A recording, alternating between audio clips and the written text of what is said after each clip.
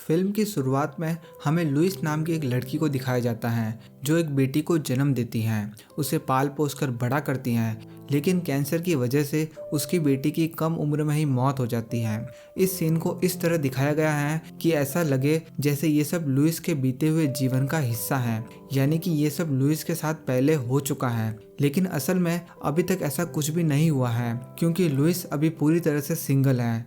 ये असल में उसके भविष्य की एक झलक है, यानी ये सब लुइस के साथ आने वाले भविष्य में होने वाला है और वो अपना भविष्य कैसे देख पाती हैं, ये बात कहानी में आगे पता चलेगी। वर्तमान में डॉक्टर लुइस एक टीचर हैं जो एक यूनिवर्सिटी में पढ़ाती हैं। वो एक लिंग्विस्टिक एक्सपर्ट भी हैं। लिंग्विस्टिक एक्सपर्ट वो लोग होते हैं जिन्हें कई भाषाओं की जानकारी होती है और अभी न तो उसकी शादी हुई है और न ही उसकी कोई बच्ची है।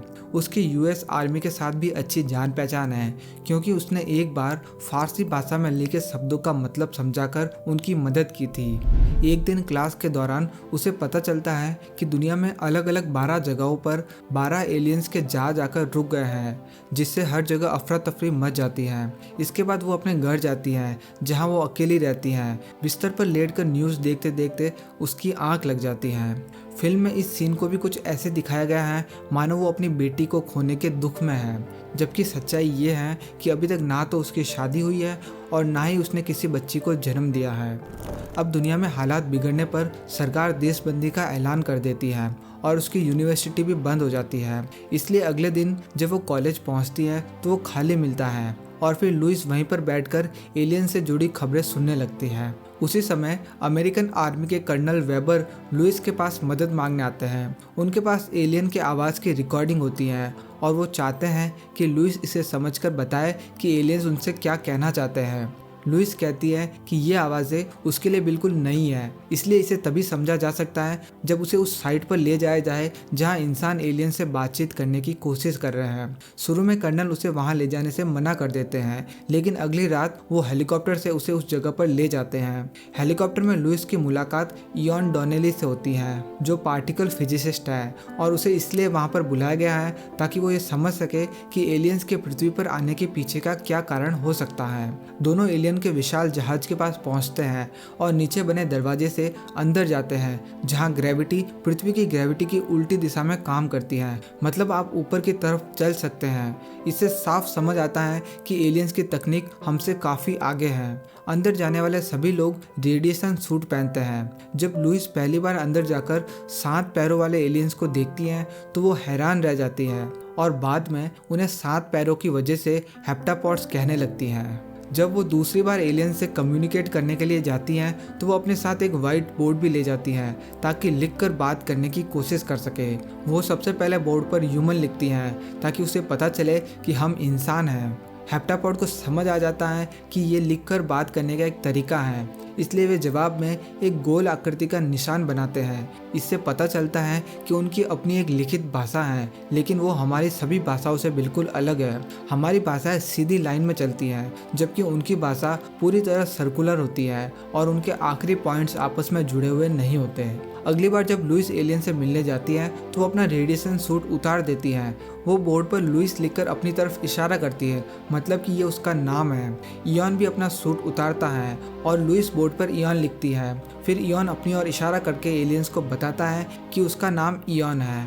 एलियंस उसकी बात समझकर 2 अलग अलग गोल निशान बनाते हैं जो उनके नाम होते हैं। इंसान उनकी भाषा समझ नहीं पाते, लेकिन इतना साफ हो जाता है कि उन दोनों एलियंस के भी अपने नाम हैं और अपनी सुविधा के लिए लुइस और इयॉन उन्हें एबॉट और कॉस्टेलो नाम दे देते हैं। एलियंस की भाषा इंसानों से बिल्कुल अलग होने की वजह से उसे समझने में काफ़ी समय लगता है। करीब 1 महीने तक लुइस और इयॉन हर दिन जहाज पर आते हैं और उनकी भाषा सीखने की कोशिश करते हैं। उनका सबसे बड़ा मकसद यही था कि एलियन से ये पता चले कि वे पृथ्वी पर क्यों आए हैं। फिल्म में ज़्यादातर लुइस और इयॉन ही एलियन से बात करने की कोशिश करते हुए दिखाई देते हैं, पर इसका मतलब ये नहीं है कि दुनिया में और कोई ये काम नहीं कर रहा है। एलियंस 12 जहाज़ों के साथ आए थे और ये जहाज अलग अलग देशों में खड़े थे, इसलिए बाकी देश भी अपनी अपनी लोकेशंस पर उनसे बातचीत करने की कोशिश कर रहे हैं और एक दूसरे के साथ अपने रिजल्ट शेयर भी करते हैं। कई महीनों की मेहनत के बाद लुइस एलियंस की भाषा कुछ हद तक समझने लगती है और कंप्यूटर की मदद से उन्हीं की भाषा में उन्हें जवाब देने लगती है। अब आखिरकार समय आता है उनसे ये पूछने का कि वे धरती पर किस मकसद से आए हैं। जब लुइस एलियन से पूछती हैं कि वे धरती पर क्यों आए हैं तो वे एक सिंबल भेजते हैं। जब उस सिंबल को इंग्लिश में ट्रांसलेट किया जाता है तो उसका मतलब निकलता है यूज वेपन, यानी हथियार का इस्तेमाल करो। लुइस को लगता है कि शायद हम इसे गलत समझ रहे हैं। हो सकता है एलियंस किसी तरह की तकनीक शेयर करना चाहते हो और उन्हें टूल और वेपन के बीच का फर्क न पता हो, लेकिन उसकी बात कोई नहीं मानता। बाकी लोग तुरंत ये नतीजा निकाल लेते हैं कि या तो एलियंस हम पर हमला करने वाले हैं या फिर ये चाहते हैं कि इंसान एक दूसरे पर हथियार चला दे ताकि आखिर में एक ही देश बचे, बाकी सब खत्म हो जाए। इसी डर और शक के माहौल के बीच चीन बाकी देशों से बात करना बंद कर देता है और ये फैसला करता है कि अगर एलियंस ने अपना जहाज उनके इलाके से नहीं हटाया तो वो उन पर हमला कर देंगे। चीन की तरह कई और देश भी बाकी दुनिया से कम्युनिकेशन तोड़ देते हैं और अपने अपने प्लान्स पर चलने लगते हैं। इसी बीच अमेरिकन आर्मी के 4 ऑफिसर्स खुद ही ये मान लेते हैं कि एलियंस अब उन पर हमला करने वाले हैं, इसलिए वे चुपके से एलियंस के जहाज के अंदर टाइम बॉम्ब लगा देते हैं। इधर लुइस और इयान अभी भी परेशान हैं क्योंकि उन्हें लगता है कि यूज वेपन का जो मतलब हमने निकाला है वो शायद पूरी तरह सही नहीं है। इसका सही मतलब पता करने के लिए लुइस और इयान एक बार फिर एलियन के जहाज में जाते हैं और उनसे बात करने की कोशिश करते हैं, बिना ये जाने कि वो जहाँ पर खड़े हैं वहाँ आर्मी के 4 ऑफिसर्स पहले ही टाइम बॉम्ब लगा चुके हैं। अंदर जाते ही एलियन लुइस को बैरियर जैसी उस कांच की दीवार पर उनकी भाषा में लिखने का इशारा करते हैं। लुइस को यकीन नहीं होता कि वो ऐसा कर पाएगी, लेकिन जब वो कोशिश करती है तो वो सच में उनकी भाषा लिख लेती है। अब तक लुइस उनकी भाषा को कुछ हद तक समझने लगी थी, लेकिन पूरी तरह से नहीं, और इसी दौरान उसे बार बार भविष्य में जन्म लेने वाली अपनी बेटी की झलक भी दिखती रहती है। इसे वो एक सपना समझती है। जब लुइस एलियंस की भाषा में मैसेज लिखती है तो एलियंस उसके जवाब में बहुत सारे छोटे छोटे सिंबल्स बनाते हैं जो पहले वाले सिंबल्स से थोड़े अलग होते हैं। तभी एलियंस को पता चल जाता है कि उनके जहाज में टाइम बॉम्ब लगाया गया है और लुइस और इयान को बचाने के लिए वे उन्हें बाहर धक्का देकर दरवाज़ा बंद कर देते हैं। धमाका होने के बाद एलियन का जहाज आसमान में और ऊपर उड़ जाता है, जहाँ तक इंसानों का दोबारा पहुँच पाना मुश्किल हो जाता है। क्योंकि टाइम बॉम्ब आर्मी के कुछ ऑफिसर्स ने लगाया था, सबको डर होता है कि शायद अब एलियंस उन पर पलटकर हमला कर देंगे, इसलिए कैंप को जल्दी खाली करवाया जाता है। इसी बीच लुइस और इयान उन सिंबल्स को समझने की कोशिश करते हैं जो एलियंस ने उन्हें विस्फोट से ठीक पहले दिखाए थे। ध्यान से देखने पर इयान समझ जाता है कि उन सिंबल्स में 12 दोहराए जाने वाले पैटर्न है जो कि पृथ्वी पर आए 12 एलियंस के जहाज़ों को दर्शाते हैं। एलियंस शायद ये बताना चाहते हैं कि उनके यहाँ आने का असली मकसद समझने के लिए ज़रूरी है कि सभी 12 देश अपनी अपनी जानकारी आपस में शेयर करें। उसी जटिल सिंबल को डिकोड करते समय लुइस को एक और विजन आता है जिसमें वो देखती हैं कि एलियन के जहाज से एक छोटा मॉड्यूल उसे लेने के लिए बाहर आ रहा है और वो खुद को एलियंस के साथ भी देखती हैं। उसे अभी भी समझ नहीं आता कि ये सपना है या फिर कुछ और, लेकिन फिर भी वो अपने कैंप से बाहर निकलकर जहाज की तरफ जाती है और देखती है कि सच में एक छोटा मॉड्यूल नीचे उतर रहा है। वो उसमें चढ़ती है और वो मॉड्यूल उसे बड़े जहाज के अंदर ले जाता है, जहां वो खुद को एलियंस के साथ एक कमरे में पाती है। जब लुइस उनसे पूछती है कि वे पृथ्वी पर किस मकसद से आए हैं तो एलियंस बताते हैं कि वे इंसानों को खत्म करने नहीं बल्कि मदद करने आए हैं। वे बताते हैं कि यूज वेपन का असली मतलब गिफ्ट था और ये गिफ्ट उनकी भाषा है। इस भाषा की खासियत ये है कि जो भी इसे पूरी तरह समझ लेता है उसके लिए समय लीनियर नहीं रहता, मतलब वो भूत, भविष्य और वर्तमान तीनों को एक साथ देख सकता है। सेपियर-वर्फ हाइपोथेसिस के हिसाब से हम जिस भाषा का इस्तेमाल करते हैं वही हमारी सोच और हमारी रियलिटी तय करती है, क्योंकि एलियंस समय को आगे और पीछे देखकर जीते हैं और जैसे जैसे लुइस उनकी भाषा सीख रही थी उसका दिमाग भी उसी तरीके से बदलने लगा था। इसी वजह से वह एलियंस की भाषा समझते हुए अपने भविष्य की झलकें देख रही थी, जिसमें उसकी होने वाली बेटी भी शामिल थी। चलिए अब वापस फिल्म पर आते हैं। जब लुइस एलियंस के साथ उस यान के कमरे के अंदर होती हैं तभी वो उनकी भाषा को पूरी तरह समझ लेती है। एलियंस उसे बताते हैं कि वो पृथ्वी पर इंसानों को अपनी भाषा सिखाने आए हैं, क्योंकि 3000 साल बाद उन्हें इंसानों की मदद चाहिए होगी। फिल्म में ये नहीं बताया गया कि उन्हें किस तरह की मदद चाहिए और वो कहाँ से आए थे। अपना मकसद बताने के बाद एलियंस लुइस को सुरक्षित बाहर लौटा देते हैं और आर्मी उसे वहां से ले जाती है। इस समय लगभग सारे देश एलियंस को दुश्मन मान चुके होते हैं और उनके यानों पर हमला करने की तैयारी कर रहे होते हैं। तभी लुइस को 18 महीने आगे का एक विजन दिखाई देता है, जिसमें वो देखती हैं कि दुनिया के सारे लीडर्स एक साथ हैं और एलियंस के खतरे से बचने की खुशी मना रहे हैं। चीन के लीडर जनरल शान उसके पास आकर कहते हैं कि वो इस कार्यक्रम में सिर्फ उससे ही मिलने आए हैं। वो उसका धन्यवाद करते हैं उस कॉल के लिए जो उसने 18 महीने पहले उनके प्राइवेट नंबर पर किया था। लुइस हैरान रह जाती है क्योंकि उसे याद है कि उसने कभी जनरल शान को कॉल नहीं किया था और न ही उसके पास उनका कोई प्राइवेट नंबर था। तभी जनरल शान अपना प्राइवेट नंबर उसे देते हैं और बताते हैं कि ठीक 18 महीने पहले उसने इसी नंबर पर फ़ोन करके वो आखिरी शब्द सुनाए थे जो उनकी पत्नी ने मरते समय कहे थे, युद्ध में विजेता नहीं बनते, केवल विधवाएं बनती हैं। यही बात सुनकर जनरल शान ने एलियंस पर हमला करने का फैसला बदल दिया था। यहाँ समझने वाली बात यह है क्योंकि लुइस अब एलियंस की भाषा पूरी तरह सीख चुकी है, इसलिए उनकी तरह ही वो भूत, भविष्य और वर्तमान तीनों को एक साथ देख सकती है। अभी जो लुइस ने देखा वो 18 महीने बाद का भविष्य था, क्योंकि उस विजन में उसे जनरल शान का प्राइवेट नंबर और उसकी वाइफ द्वारा मरते समय बोले गए शब्द मिल चुके थे। लुइस एक सैटेलाइट फोन चुरा लेती है और उसी के जरिए जनरल शान को कॉल करती है। इस समय जनरल शान वर्तमान में है और एलियंस के जहाज पर हमला करने वाले हैं, लेकिन जब लुइस उसे कॉल करके वो खास शब्द सुनाती है तो वो हमला रद्द कर देते हैं। चीन ने हमला नहीं किया और उसके बाद बाकी देशों ने भी कोई हमला नहीं किया, जिससे सब कुछ शांति से निपट जाता है और एलियंस धरती से शांतिपूर्वक चले जाते हैं। एलियंस की भाषा पूरी तरह समझने के बाद लुइस एक किताब प्रकाशित करती है जिसमें वो एलियंस की भाषा की बारीकियों को समझाती हैं ताकि बाकी लोग भी इसका फायदा उठा सके।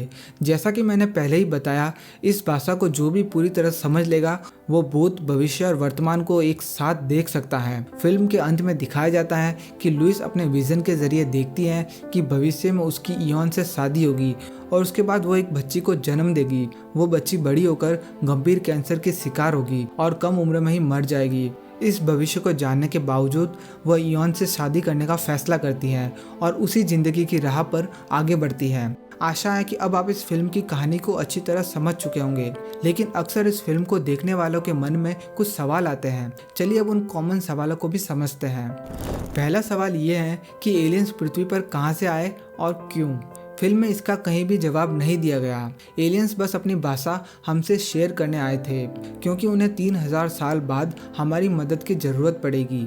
वे समय को हमारी तरह नहीं देखते, हम केवल वर्तमान में जीते हैं, जबकि वे भूत, भविष्य और वर्तमान को एक साथ देख सकते हैं। दूसरा सवाल ये है कि बीच बीच में लुइस को आने वाला सपना क्या था जिसमें वो अपनी बेटी को देखती हैं। इसका कारण ये है कि एलियंस के लिए समय लीनियर नहीं था, यानी वे भूत, भविष्य और वर्तमान को एक साथ देख सकते थे।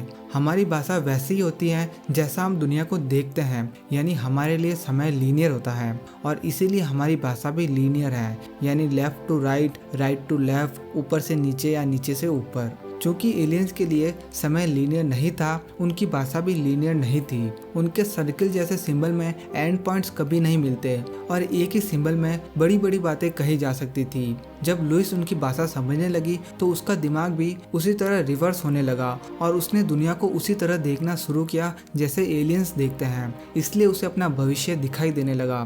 फिल्म में जहाँ भी उसकी बेटी दिखाई गई है वो वर्तमान की झलक या सपने नहीं, बल्कि आने वाले भविष्य की झलक थी। तीसरा सवाल ये है कि जनरल शान ने 18 महीने बाद लुइस के विजन में अपना प्राइवेट नंबर क्यों दिया और अपनी वाइफ द्वारा बोले गए अंतिम शब्द क्यों बताए। जब लुइस और इयॉन एलियंस की भाषा समझने की कोशिश कर रहे थे, उस समय दुनिया के बाकी साइंटिस्ट भी इसी कोशिश में लगे थे, लेकिन लुइस सबसे पहले इस भाषा को समझ पाई थी, इसलिए वो भविष्य देख पा रही थी। जबकि वर्तमान में सारे देश एलियंस पर हमला करने वाले थे। हो सकता है कि जनरल शान को ये भाषा बाद में समझ आई हो, जिससे वो भी भूत, भविष्य और वर्तमान देख सकने लगे। भविष्य वाले शान ने जब अपना अतीत देखा होगा तो उन्हें महसूस हुआ होगा कि लुइस उस समय भविष्य देखने में सक्षम है। इसलिए अगर मैं भविष्य में अपने कुछ सीक्रेट्स उससे शेयर कर दूं तो वो 18 महीने पहले ही मुझे एलियंस पर हमला करने से रोक सकती है। शायद इसी वजह से उन्होंने भविष्य में लुइस को अपने सीक्रेट्स शेयर किए। चौथा सवाल ये है कि जब एलियंस खुद भविष्य देख सकते थे तो उन्हें इंसानों की मदद की ज़रूरत क्यों थी। फिल्म में इसका कोई स्पष्ट जवाब नहीं है, लेकिन लुइस को दिखाया गया है कि उसे पहले ही पता था कि इयॉन उसका पति बनेगा और उसकी बच्ची होगी जो कैंसर से मर जाएगी और उसके बाद में उसका पति उसे छोड़ देगा। इसके बावजूद उसने अपनी वही ज़िंदगी चुनी। इससे यह पता लगता है कि लुइस भविष्य देख तो सकती थी लेकिन उसे बदल नहीं सकती थी। शायद एलियंस ने अपने भविष्य में देखा होगा कि 3000 साल बाद इंसान उनकी मदद कर रहे हैं और चूंकि वे भविष्य बदल नहीं सकते इसलिए वे इंश्योर करने आए थे कि सही समय पर उन्हें इंसानों से मदद मिले। पांचवा सवाल ये है कि जब लुइस और इयॉन दोनों मिलकर एलियंस की भाषा सीखने की कोशिश कर रहे थे तो ऐसा क्यों हुआ कि केवल लुइस को ही भविष्य दिखने लगा जबकि इयॉन को ऐसा कुछ भी नहीं हुआ। मुझे लगता है कि यहाँ पर डायरेक्टर की ओर से एक छोटी सी गलती हो गई है, क्योंकि दोनों ने लगभग समान समय एलियंस के साथ बिताया था तो फ्यूचर विजन भी दोनों को आने चाहिए थे, लेकिन केवल लुइस को ही आए। छठा सवाल ये है कि चूंकि लुइस ने उस भाषा को अपनी किताब के जरिए सबसे शेयर किया था तो क्या अब सभी पृथ्वीवासी भविष्य देखने के काबिल हो गए हैं। इसका जवाब है नहीं। किताब पढ़ना और उस भाषा को पूरी तरह समझना दोनों अलग चीजें हैं, लेकिन हाँ, अगर कोई उस भाषा को पूरी तरह समझ लेता है तो वो भूत, भविष्य और वर्तमान तीनों को एक साथ देख सकता है। तो दोस्तों, ये थी अराइवल मूवी की कहानी। अगर आपको ये वीडियो पसंद आई तो इसे एक लाइक और शेयर करना ना भूलें। अगर आप इस चैनल पर पहली बार आए हैं तो इसे सब्सक्राइब जरूर करें। फिर मिलेंगे नेक्स्ट वीडियो में एक और दिमाग घुमा देने वाली मूवी के साथ। Thank you.